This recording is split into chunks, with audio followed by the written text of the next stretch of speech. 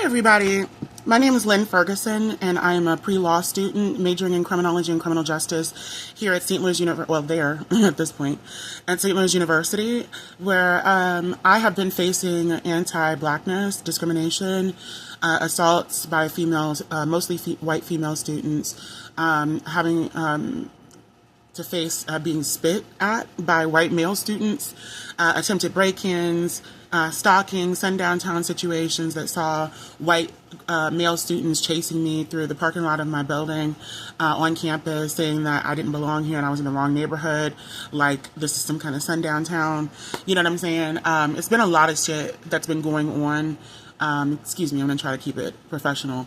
It's been a lot of things, there have been a lot of things that have been going on campus since I started in January of 2023. And I've been reporting anti-blackness tropes, anti-black tropes that I've been called, like Raggedy Ann on campus, that they've done nothing about, by non-black students. However, they now, this semester, just decided to hit me with a charge of anti-blackness for after a professor was allowed to besmirch my name and disseminate nasty emails about my character to other students in his class who were racially discriminating against me, white students,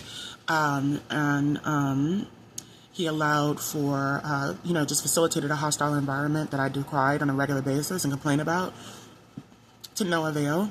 And this professor, who also failed me in his class a week before the end of the school year because he didn't allow me to take the final, which took me from a B to a D, and he also fudged my grades, didn't give me all of the points that I had earned over the semester.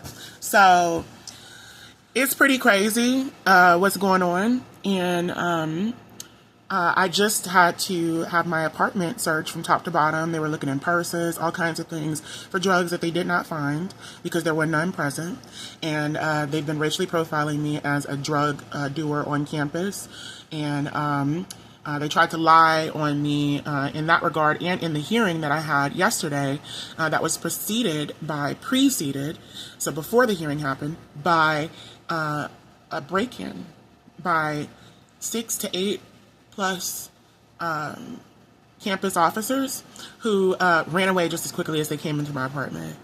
And I don't even know if they came in, they just opened the door at the very least, and I set something up that would let me know if that happened, because I felt like something like this would happen. No warning, no knock, no nothing. I hear keys in my door. And that's what alerts me to my door being open, along with the thing that I set up to, alert me to that. So, what do you call it? I called my mom. Well, I went out to go approach them, and I was like, I went up to my door and I was scared to open it. I was like, who is this? What is going on? Because they had at this point run away and closed the door back.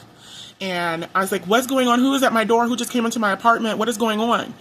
And I think it started with who was coming into my apartment, because I think it was happening while I was realizing it, like the door was opening and stuff, and then closing again just as quickly.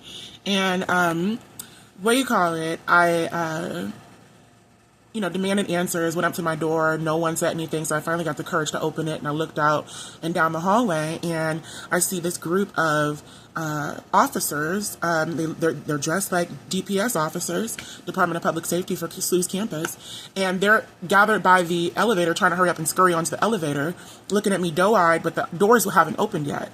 So they're looking at me doe-eyed and wide-eyed, like they don't want to respond to what I just asked them, and I demanded. And I'm like, you all just broke into my apartment. What is going on? You put keys in my door. You came into my apartment.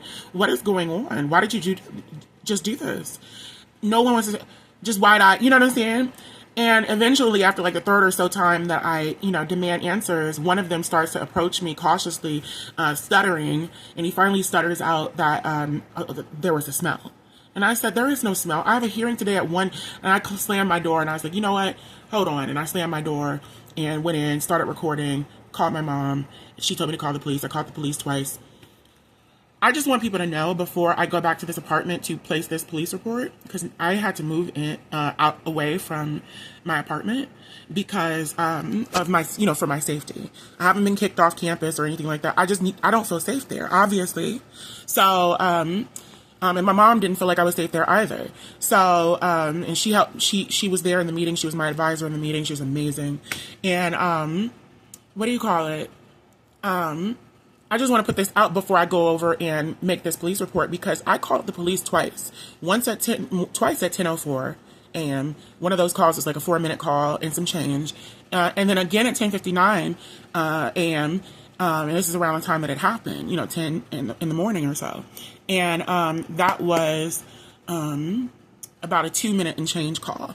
Both times I spoke with operators, both times that there were call times or whatever, and I spoke with someone. I spoke with an operator and, let them know that I needed someone there and I wanted to speak with an officer unit and sent to my location.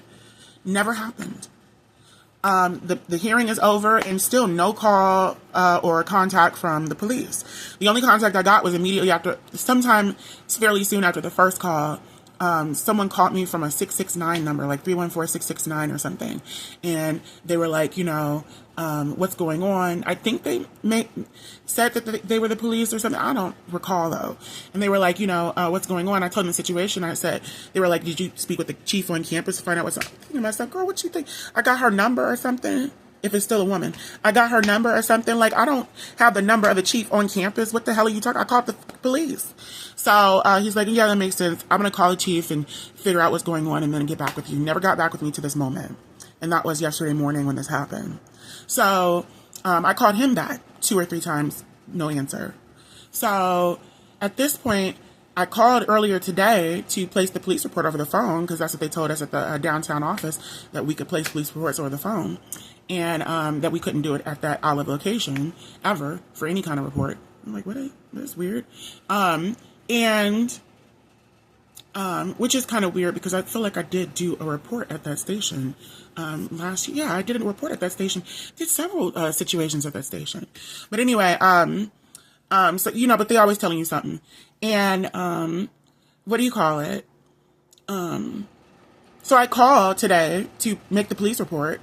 And they're like, oh, you can't do it for burglaries over the phone. It has to be at the location. So I'm like, and I told him what I just told you all about them not showing up and stuff and no one calling me back and me calling multiple times. And he was like, well, let me look and see, what the call history has and all this other stuff.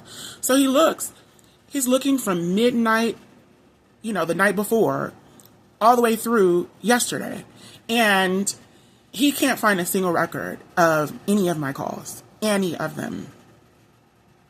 So I just want it to be known that that is the case at this moment. I don't know if this means that S.L.U has the power to get the police, their commissioner on campus or something has the power to get the police to remove police records and 911 records or what have you. But that is absolutely unacceptable if that is the case. I don't care what the situation is or what they might have determined in that situation. Number one, this is absolutely inappropriate, and multiple administrators at the school have said so. And number two, this is a matter of a 31-year-old woman calling about her apartment being burglarized. So you're not going to sit here and say, oh, well, by the way, we're not going to do anything about it, and not even have to say that. But you're not going to act like, oh, you don't have to do anything about this or even address this woman. Show up when she wants police there. The hell? We're not going to do that because the campus told us not to do that, and we're going to go through and we're going to remove your 911 calls? That can't be what happened. Is that what happened here? So I don't know what's going on, y'all, but this is insane. And, I didn't really think that it would get this deep. I was just trying to fight for my education. But, I don't know. We might be unraveling a lot of shit here.